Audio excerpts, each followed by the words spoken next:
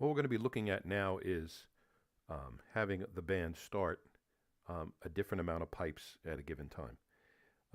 A staggered start, I guess you could call this. So we all know that Amazing Grace, typically the way this is done, right? One or two pipers start, and then everybody joins in. A lot of bands do this. I'm going to show you a couple of techniques about how to do this. And we're going to start with Amazing Grace. So here we are, File, Open, Amazing Grace Pipes Only. So we'll just look at the pipe section alone. There's a couple of things in here. First of all, we recorded many folks together to get this recording, right? You'll notice that these say Cullen 168. There it is, two together, right? There were two microphones on that side. Joe, there were two microphones on that side. Here's another one, two microphones on that side. And these were joined together as a stereo track. So the way you do it is you take two recordings, put them close to each other. So I'll do it here. These are mono, right? This is one mic, this is another mic. This is 167 Cullen. They were both from that side. This is Project 167, the Cullen, the mics near Cullen. This is mics, not mic, mics, two mics. So what we do here is we say, Cullen, make stereo track. And now you see them joined together.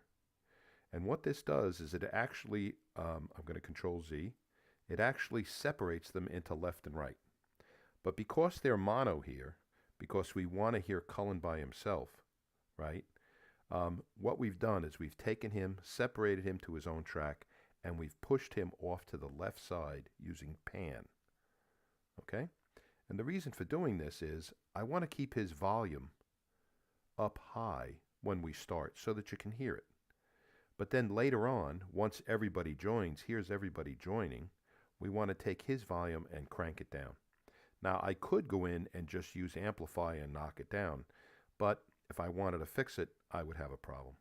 So one of the things we can use is this little trick up here called the envelope tool. Now, if I click that, now it gives me the ability to edit the sound level right in the middle of a track. I can just grab this little blue line and move it around like that. You can see the kinds of things you can do. It's kind of cool. All right? I'm not going to go into it too much. Go read about the envelope tool and how you can use it. I used it here because I wanted to bring his volume down because he was joining in with everybody else, and I couldn't adjust it over here. Okay? So, now we're going to play it. I'm not going to save this, but we're going to play it. So you'll hear him coming in on the left, and then his other mic that was with him is on the right. He will join all these other guys who were stereo, and you'll hear the effect.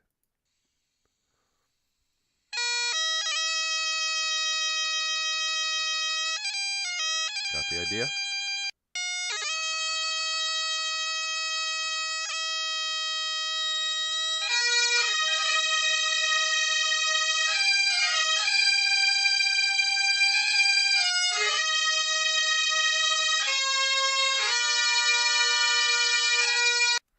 Now, the other thing that's interesting is here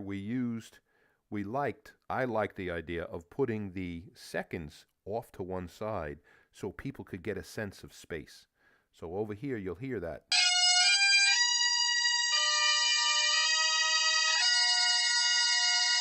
And in this case, we recorded this many times with the same group, but because they're slightly different, if we had been exactly the same, all of these waveforms would have looked the same, and they don't. And that's the point. There are slight differences in what happened, so it sounds like there's more players. So that's the bagpipes part of it. So now I'm going to close this.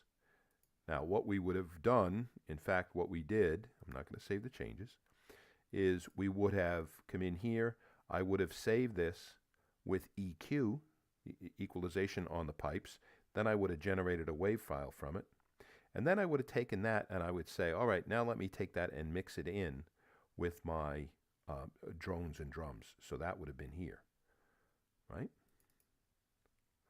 So here it is. Here's my drones. Now this set of drones, this is drones long, the same one I've been using. And here it is again coming in a little bit later. So here's the Cullen track, the pipe major. And then here's where we come in on the staggered start. Here's our drums. Here's more pipes. What is that? Is that pipes? Or is that, oh no, that's snare drums. What am I, nuts? That's snare drums.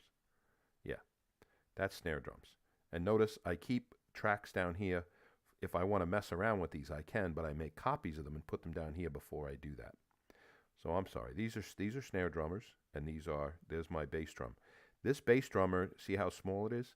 Remember we talked about compression with the bass drum? That is the compression method that that audio engineer, showed us how to do.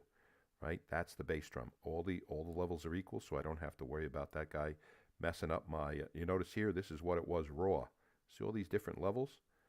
That could have really screwed us up. If you remember the discussion about equalization on the bass drum. All right. So now let's hear what this sounds like. We're going to listen to this, and then we're going to move it down here. So here we go.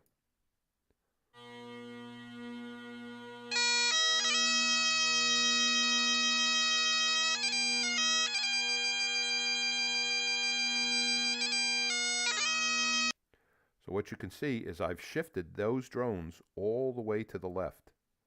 Since this is a stereo channel, there's some right elements in here too. We're not hearing those. We're only hearing the left. And that's because we wanted the idea that the piper was off to the left when starting. So remember again, so I could keep his volume full up. When now everybody joins in, I add another piper, right? I add more drones here, right? And those drones, because of the level that they're actually, I think they're at a higher level than the other one. Let me see where they are. Minus thing. That's because they're very loud. Hold on. Okay? All of a sudden, when they come in, they fill in for the rest of the drones. So here we go. This is what it's going to sound like when they come in. Remember, this is all to the left. Now listen.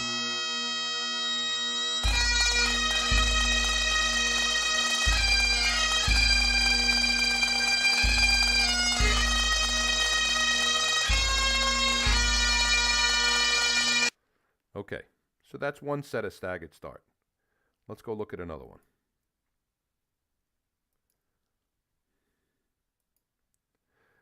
The other set of staggered start is a tune we call in what we call our remembrance set, and it's the Bells of Dunblane. So now I'm going to go to the remembrance set, project remembrance set. So notice I did a lot of messing around with this, so you can see, right? All right, so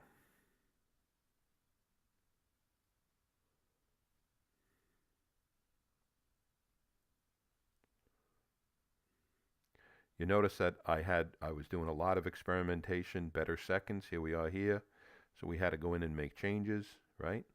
So now let's go look at what this looks like.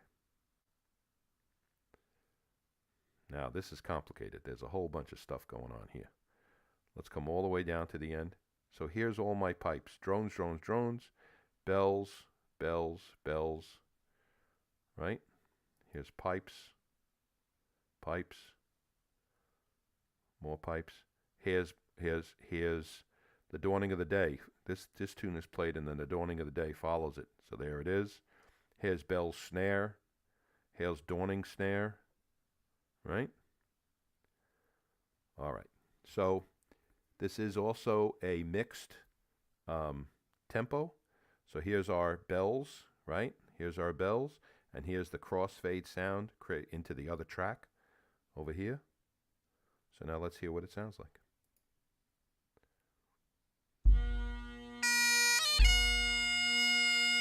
Notice he's to the left, right? There's my drone. 3 different drone tracks.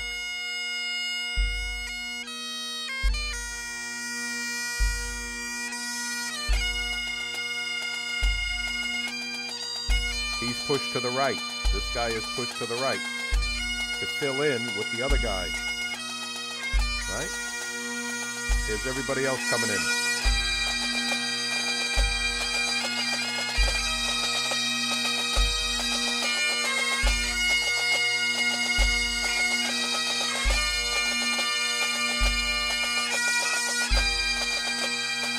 Okay? You also have staggered drums here. Notice we had one set of drums start. I don't know if he was shifted off to the side. Nope, he wasn't. He was in the center. The difference here is we use pan to give that effect, but the pipes and the drones were low. And then when everybody came in, we were back at full level. All right, so you can see that kind of stuff you have to take into a consideration. Okay, so now here we're at the end. This is a staggered start into the next, so it's staggered 2 different tempos, moving from one into the other. So let's listen to that.